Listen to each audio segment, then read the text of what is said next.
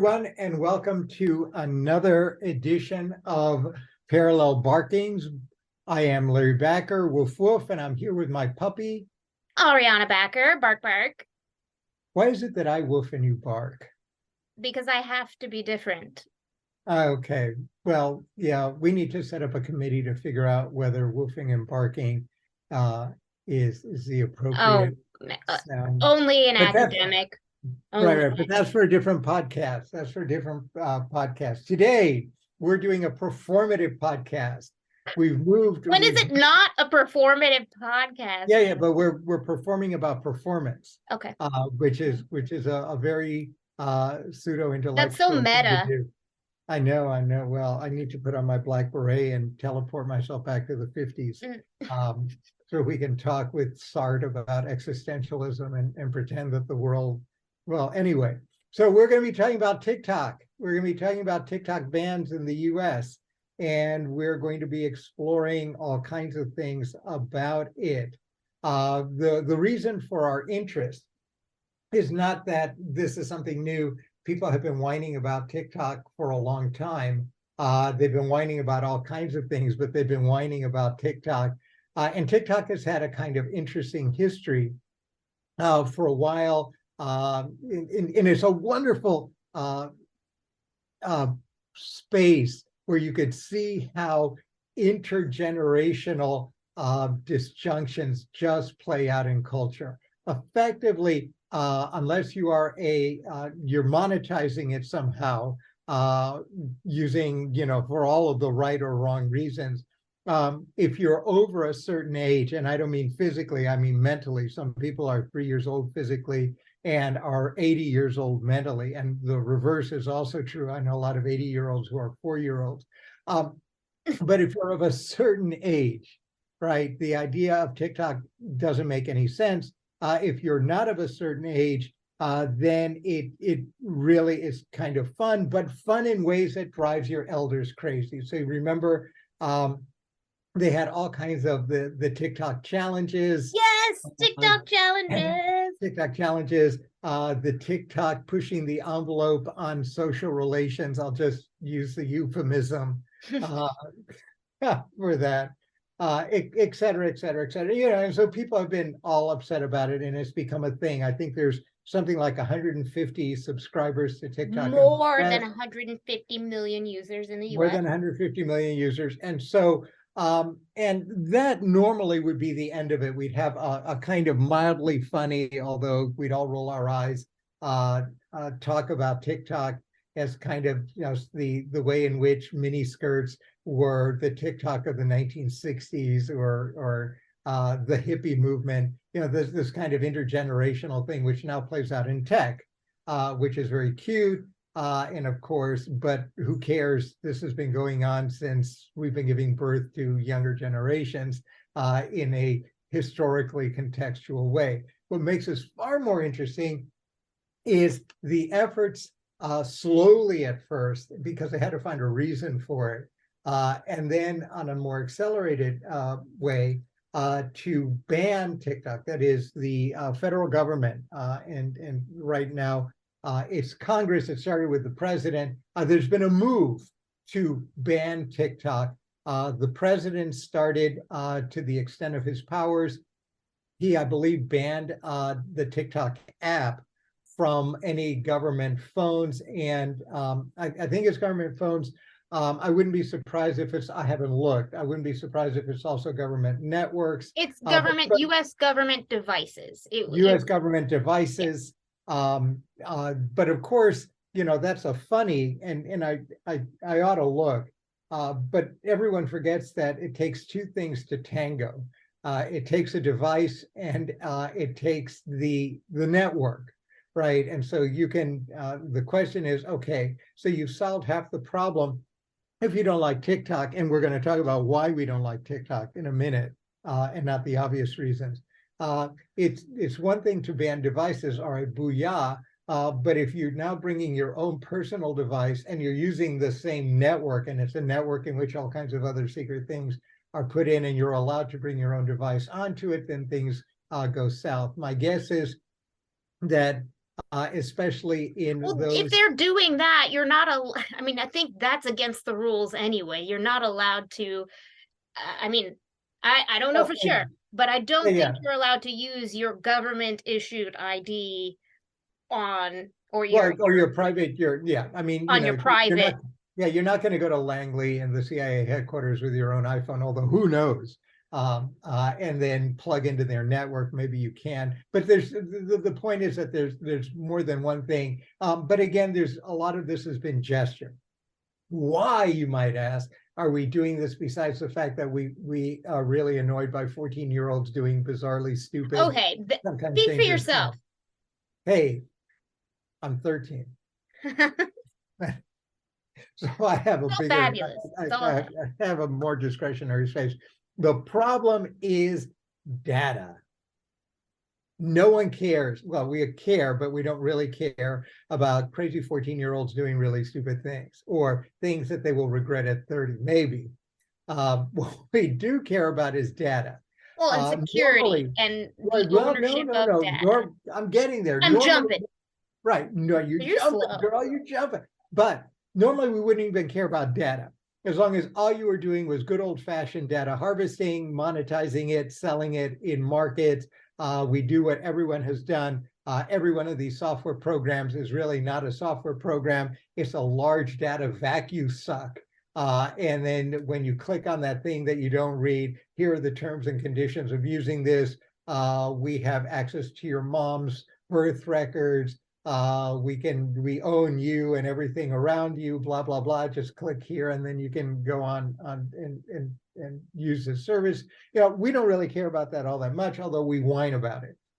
And in the usual fashion, we'll whine about it, which makes everyone happy, and we'll do some kind of gesture about it, especially if data integrity. But it's one thing when American companies like Google and the like just harvest your data, and it's another thing when the harvester is purportedly the government of the People's Republic of China.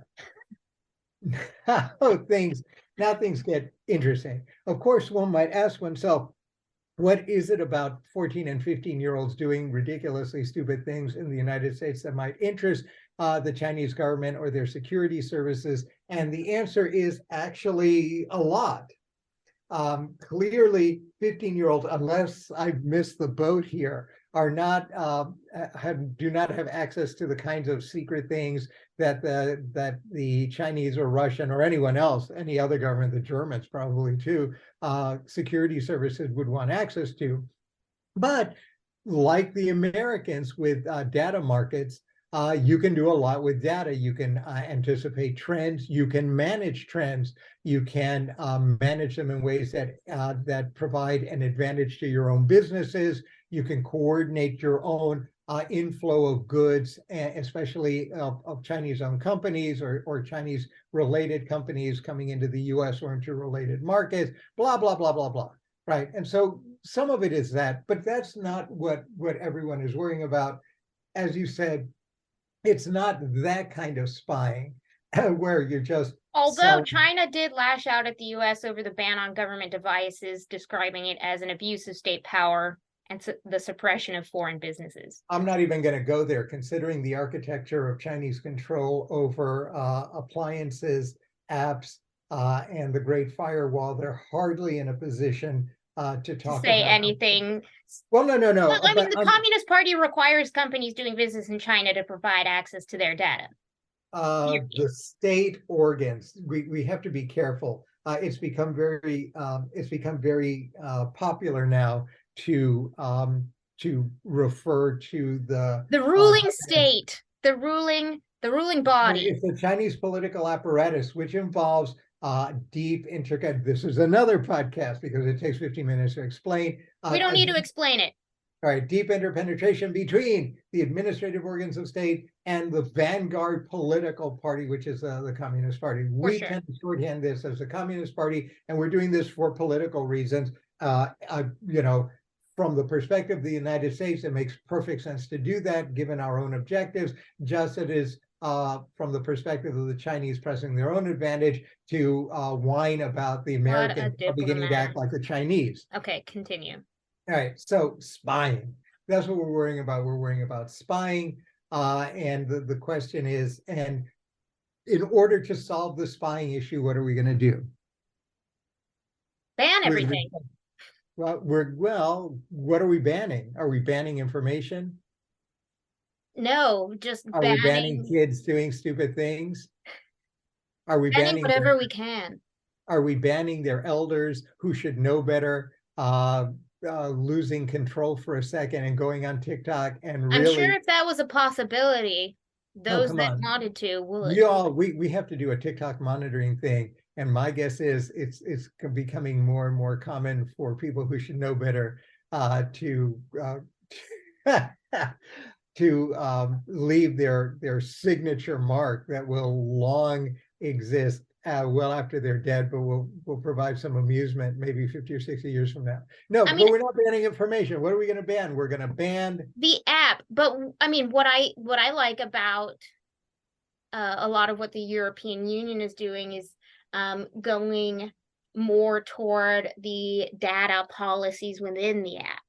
booyah, booyah. But, right, of course, that is tedious, bureaucratic techno junk. Oh, it's too Which hard, right? Which doesn't get, well, it's not hard. It just doesn't get you a whole lot of play in the press organs. Oh, yeah, that it's you not need. sexy. That's Or it's not not, it's too sexy for my clothes, too sexy for my for shirt. I can't do the song. But data. anyway, Yeah. right. And so when you look at this, you could do what everyone else has done, including the Chinese, although the Chinese have banned particular apps and particular social media companies that have irritated them for a variety of reasons. And that's a different podcast. You could do that, the Americans do that, but what is far more effective, especially since 150 million people, including a huge number of kiddies, love to do stupid things on this thing, is not worrying about the app so much as worrying about the data. If you're worrying about the vacuum suck, then shut off the vacuum suck. You don't have to shut off the app. Right. And there are a variety of different ways to do that. And so you're absolutely right. But that doesn't get you, which is where I'm going to here. Yes, this which is also fantastic. the hearings, they hauled in the US point person for TikTok. I'm trying to remember his name. Shoshi Shu, who was brought before a US House committee. I had 5 hours of grilling. Yeah, I don't 5 even know hours. what the point of this was, except for Oh, the point of this, theater. the point of this is the point of every hearing, either when it's a democratically controlled House or a Republican controlled House. This is their TikTok moments. And indeed, the TikTok community was not shy about reducing pulling the highlights of these 5 hours of hearing into, wait for it, TikTok moments. So if you really want to get the highlights of the Go to TikTok. yeah, go to TikTok and see it. And of course, right, because this is a circus and it's all gesture, and it will get you coverage everywhere, including press organs in the English-speaking world outside of the US. Everyone is going to be doing obnoxiously regrettable TikTok moments, including in this case, one of my favorite people on earth, only because she is a constant, delightful source of things we can talk about. And notice AOC? judgmental.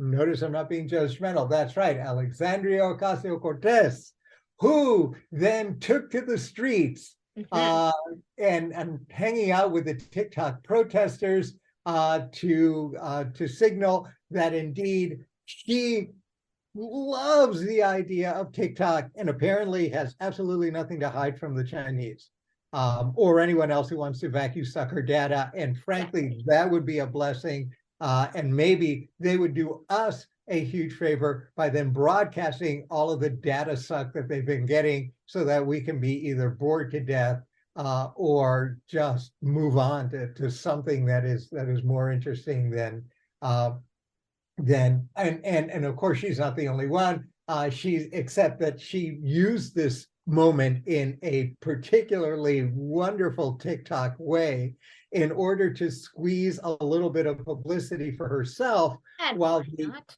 while everyone else was sitting in this probably excruciatingly boring meeting. I haven't looked at the TikTok moments, although I'm going to. Everyone else had to put up with 5 hours of meetings. And then to grill these people, these self-serving things, the way these usually things are done. But she goes off in protest, which of course is her brand, right? Mhm. This is she's the Kim Kardashian of protest light, just enough so that she could appear naughty. But of course, she's not going to stray far from the trough that keeps feeding her enough so that she can continue to please just enough of her constituency to get her reelected. And so it was very calculating. Notice As are she everyone. made her first ever TikTok right after the hearing.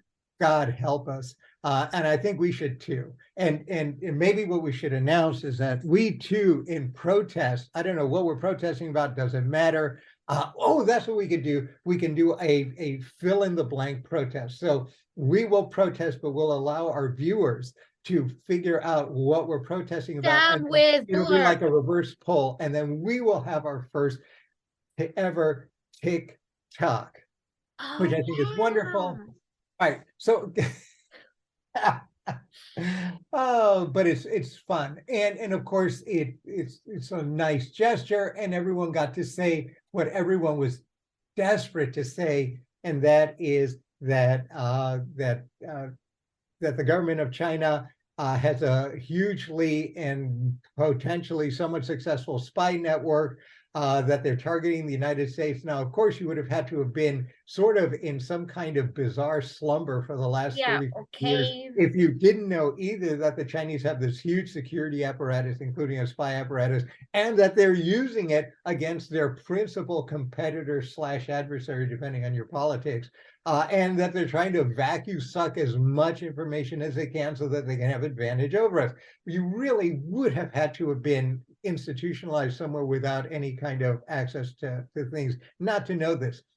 So to spend 5 hours at a House meeting to underline this point seems, well, pointless. But they wanted to make the point, and they wanted to do it in front of this guy who had his, although he was kind of cheeky too. Very cheeky. Very cheeky. Some of these answers were just very, very curt and very matter of fact.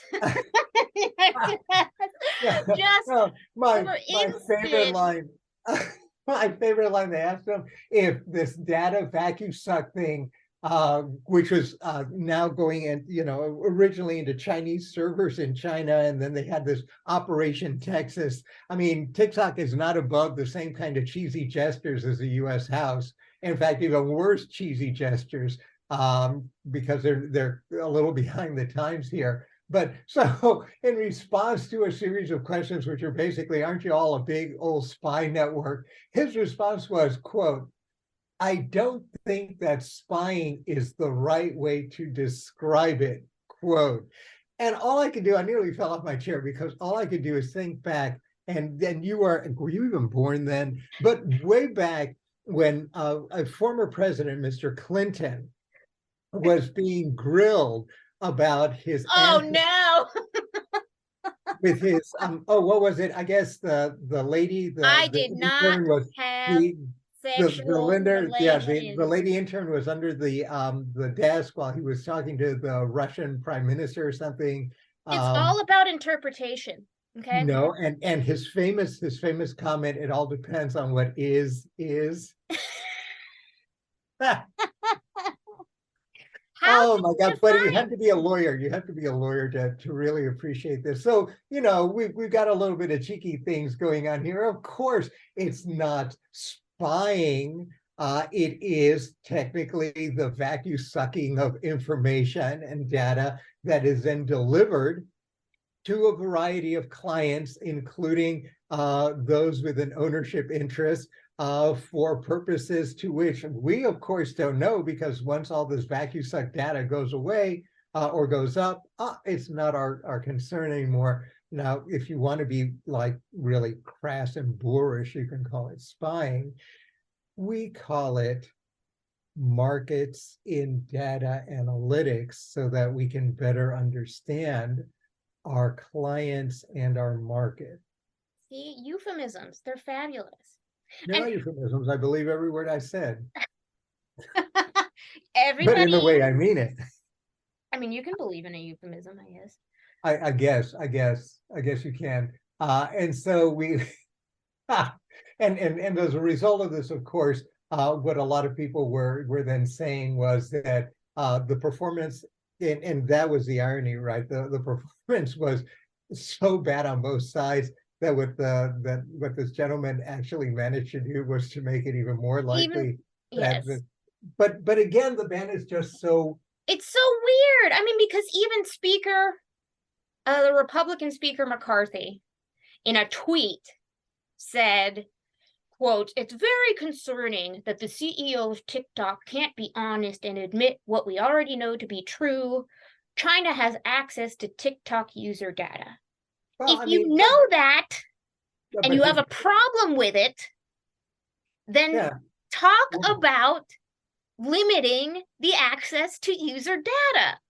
Well, and and if they want this poor guy to actually admit all this, they could have just put him on a rack. I mean, if we're going to do like Yes, death or drawn and quartered, all of and that good stuff. no, drawn and quartered is permanent. No, thumb screws, some kind of traditional methodology where you can then extract a confession, which is apparently what he wants. Ooh, But we don't need a nails. confession in this Pulling case. out the I nails. mean, you don't even, and we're back to where we were. Do you even need the hearings to know that? Well, yeah, and the connections are unavoidable. Even the appearance of the connections are concerning. And in any case, when, when you get done with this, the issue is one of data, and so the banning itself is kind of ridiculous as we started. So what happens if we ban TikTok? Is that the end of the penetration of Chinese state organs, and including the Chinese security services directly or indirectly in their successful penetration of of the ecologies of data and data extraction in the US? The answer is no. So what have you done? You've banned TikTok. You've now annoyed 150 million, mostly young people, who eventually will vote unless they're going to go and overrun Washington. But you think you've solved the problem, but all you've done is kind of, you've unplugged one device and now you're leaving all the other devices plugged, and you're really not focusing on the thing that you should be focusing on, which is data. Yeah, and you're not preventing anything from happening in the future either. Like, I mean, Yeah, but and then, but here's the new problem. apps will come and It's easy for you'll us. have It's easy for us to say this, but we are neither China light, which is the European Union approach, nor, if we really wanted to control data, is it in our political DNA to do what the Chinese did, which is to build the Great Firewall. That's not, that in fact would be unbelievably counterproductive given the nature of our power in the world, which is grounded in this overwhelming pushing out of just waves and waves and waves of data, of millions, of hundreds of millions of people just talking chaka chaka chaka chaka, and in this case, in the case of TikTok, doing something foolish, and providing venues for people who might otherwise be banned somewhere else, in order to do things. And so the question really is, on the one hand, banning TikTok really limits venues for even veiled discussions that may not be available elsewhere by a bunch of other people, and that hurts our own projections of power abroad. But at the same time, it does nothing to protect whatever it is that you think you're protecting. And to the extent that you're trying to protect data, what you really have to have the conversation, what kind of data are you trying to protect? And if that's an issue, whatever is going to happen to TikTok is going to happen everywhere else. What well, you and whose can't, decision is it to make about what data you are protecting? Is it in the United States, I'm Or it sure. would be the federal government. The federal government can control, the federal government has the authority under our Constitution to control commerce, internal and foreign and Well, that was domestic. different than what you said before immediately About, about how we wouldn't be doing the same thing that China was doing. right. But The that's Great Firewall. policy. That's policy and political principle as opposed to Congress's power. The Constitution was not written with a political a particular economic theory in mind. If Congress was of a mind, they can do this, at least at our borders. What they can't do, of course, is to limit this within the constraints of the Constitution. They can't limit internal conversation, but can they build a wall around the United States? The answer is maybe, and probably likely, as a matter of policy and as a matter of our own political, as opposed to legal principles, political principles. It goes against everything that we've stood for since 1945, when we tried to open the world to dialogue and the like. And so we would actually be shooting ourselves, not in the foot, but probably in the head and every other vital organ, if we did that. And yet the problem remains. Right. And the problem here is, well, how do you deal with these issues of data that then stream into or can be accessed by the security services of rival states, while at the same time preserving the global free flow of information, which is a critical strength of the American system, in a way in which we have been able to overpower the wily machinations of many of our rivals, et cetera, over the course of the last couple decades. Yeah, I mean, how do you, and another question is, how do you allow individuals to block the sharing of personal PII, like personally identifiable information, to those sources that they do not want to share with? Is that possible? Is that right? Yeah, then we'd have the European approach, which would give the data producers much more authority to control what happens to their data. But that would also, there you'd have an internal, right? You wouldn't have a Chinese problem. You'd have you'd have a problem with the people who actually would be made responsible for operationalizing that. That's expensive. It's a pain, although they're getting used to this now with the adhering to the European system, which is also light, but it's moving in that direction. Yeah, you can do that. And it may be that that's what makes sense. The problem is that people, we like that idea when it comes to preventing our evil adversaries from getting access to this. We don't like it if it basically hobbles our robust markets for data. Well, that's the thing. You have to allow flexibility.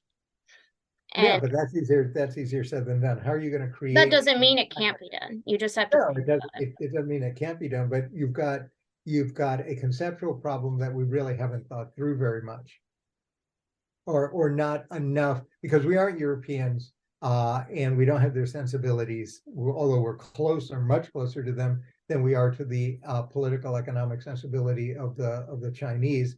And that, I mean, that's no shock to anyone. And the question then is, how do we remain true to ourselves, including being an open markets driven society, which include open markets in data and data use, while we also worry about privacy. That's going to be our next podcast, talking about how privacy has become both meaningless, and there's been a revolutionary transformation on what it means to be private. Especially when you're talking about 15-year-olds who go on TikTok and there ain't no privacy much left. But who has, how do you control that? And that's a really difficult thing. And so that's very relevant for the considering the recent ruling in Paris for the 2024 Olympics. They had just passed a ruling for surveillance using AI, temporary surveillance using AI. Well, what does it mean to surveil? I mean, we're getting again to the point that these words, which is why it was just so funny when you heard this, the response to "Are you spying?" Because of this huge techno revolution, and people don't realize this, we're using as much as they should, and there are a number of people who do. Our language is now obsolete. We're using 20th century language. And if language and words are vessels, we fill them with 19th and 20th century meaning. But the techno revolution, especially in contexts like this, has so altered the landscape that using these words actually increases ambiguity rather than decreases them, because we don't have the language yet to deal with this. So words like privacy, words like AI, these words, to the extent that you view them through the lens of I don't know, Fritz Lang's 1920 movie Metropolis, 1920 They'll movie. take on a different meaning now, for sure. Yeah, but we aren't even close to being there. And so what we're left with is a bunch of how shall we say this, people who are still time traveling somewhere in the 20th century, producing a 5-hour TikTok moment to ban a company, the value of which, given the objective, which is worrying about the movement of our data, and its pirating and maybe its corruption, which are things that we really worry about, or worrying about their ability to attack the integrity of our own markets for data, or the reality of data, and then project viruses or horrible things in the context of conflict. We don't talk about those things. Instead, we say, oh my God, we can solve the problem. This is like late 20th century where we have a magical pill for everything. So just take this pill and it will be cured.